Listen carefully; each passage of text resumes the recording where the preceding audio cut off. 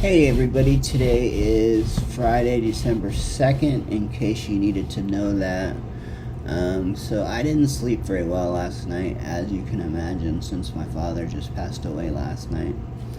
Um, but I'm doing okay. I don't know why. I think because I was there for my mom. My mom is the one I'm really worried about. She's not handling this well at all. I literally sat there for 3 hours just holding her while she was shaking and crying. And I made her coffee, made her tea, tried to make her kratom, but she wouldn't take it. And she's gonna be okay though. She's a tough lady, and but all I keep seeing is my dad's deep blue eyes. He had beautiful eyes. He had a beautiful soul. He would help anyone with anything. And this is just my little eulogy to my father, who I loved very, very much. And so the title of this is The Kratom Conspiracy. Dun dun dun. Did you like that? Was that cool? Or should I take that out? Dun dun dun. So we've got the FDA, and the FDA has their own reasons for wanting to ban kratom. Number one is they don't know how safe it is yet. There's a rumor that it messes with your kidneys and your liver, because everything processes through your liver. The 20 medicines that the FDA has approved fuck with my liver and are destroying it slowly. So I would rather have my liver destroyed by something that makes me feel better.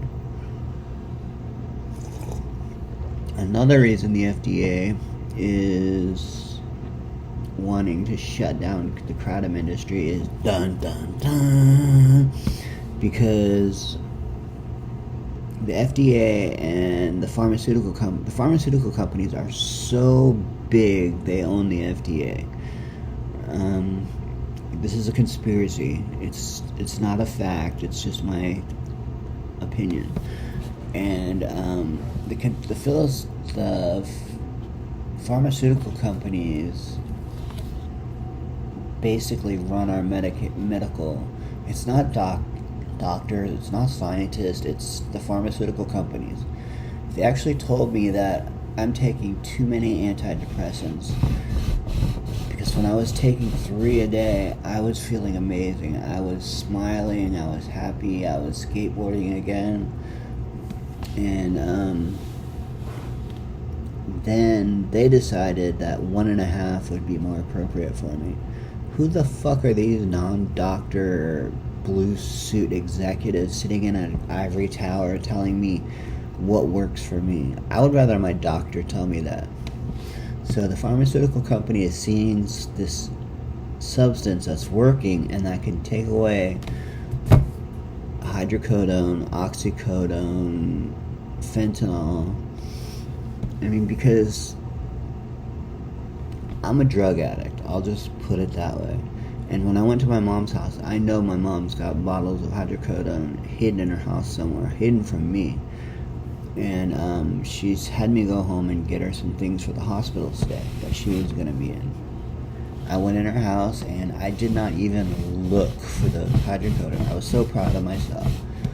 All I did was got her stuff and pet my dog goodbye and left. I didn't even think about the hydrocodone. Well, obviously I did, because I'm talking about it now. But it's cured me from my hydrocodone addiction. And why hydrocodone and not oxycodone, I don't know.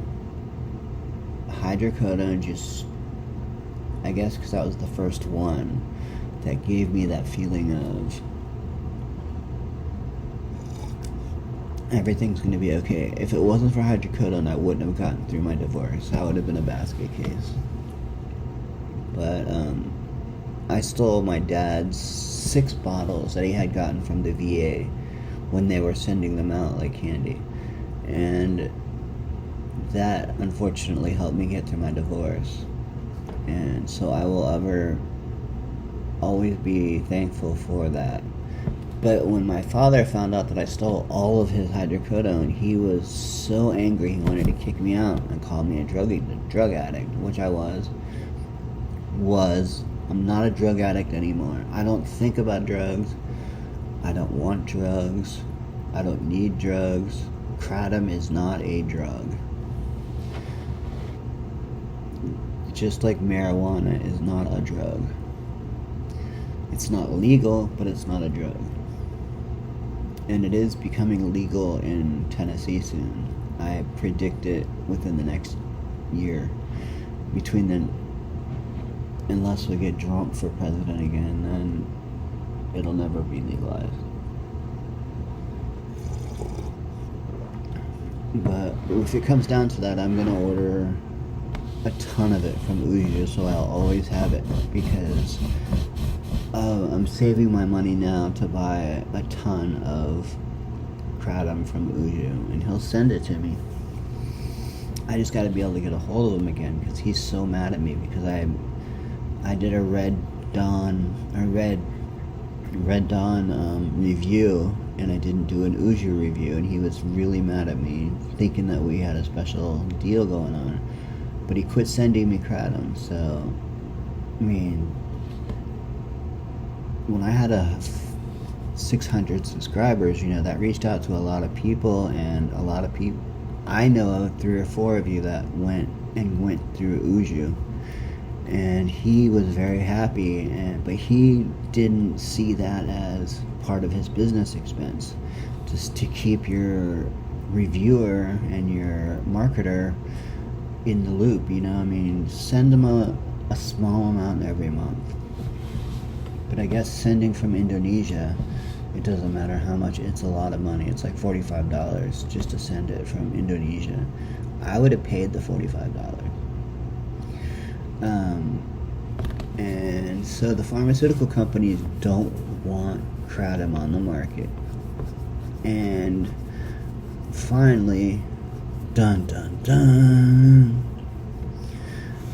there are people pushing this anti-kratom propaganda because they say they know someone who died from it. Impossible. It'd be like dying from marijuana. No one's ever died of marijuana unless they were in a car accident like I was.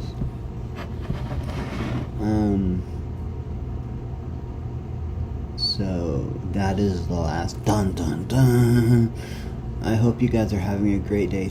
Thank you so much for all the well-wishers. You guys are amazing, and I just want to keep you guys in the loop. I'm okay. I'm doing well. I don't know why I'm doing okay, doing well. I've always had a thing with death, where for some reason I can't cry. Everyone in the room was crying, and I couldn't cry. And I felt really, really bad that I couldn't cry. I wanted to cry because I felt that sad, but tears just wouldn't come out of my eyes, and I think that's weird. So I'm going to therapy about that. Why can't I cry when something devastating happens? When my mom passes, I'm going to cry. I know that because she's my life. She fixes everything for me, and she always has. And I went through my budget, and I thought I was negative $400 in the hole, but it turns out I'm only negative $1.66 in the hole. So I can handle that. I can go with and it's not even in the hole. It just means that's how much I'll have at the end of the month, which is fine because I've lived on 28 cents. And my rent's paid, my utilities are paid. So I'm going to be okay. So I'm greatly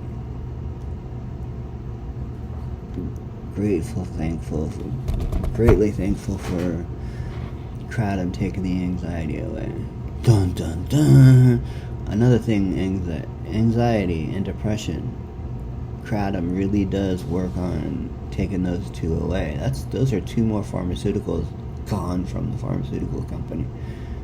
They could stand to lose a lot of money, a lot of prescriptions, especially if people are starting to take natural medicines.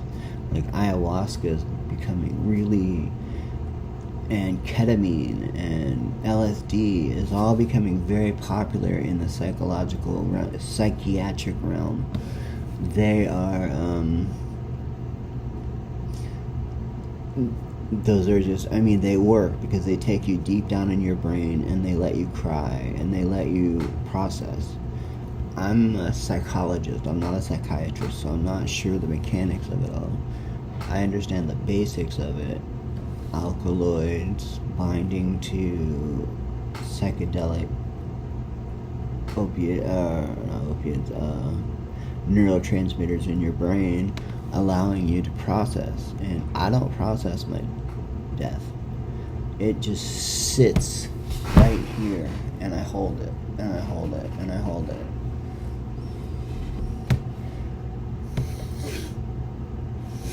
Sorry, I got a booger. And Peggy, that was our pair, or whoever you go by now. That was so cool.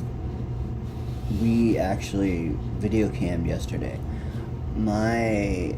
If you want to have a one-on-one with me, my Facebook instant messenger is Chris Irving. Or it might be Kratom Kingdom. I'm not 100% sure myself because I never call myself.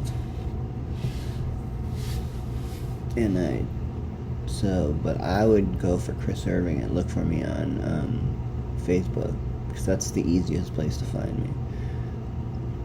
I don't have a Zoom account yet. I used to have a Skype account, but you had to start paying for it, so I was like, nah. Anyway, you all, have a wonderful day. Have a better day than I am. I love you all. Thank you. Peace out.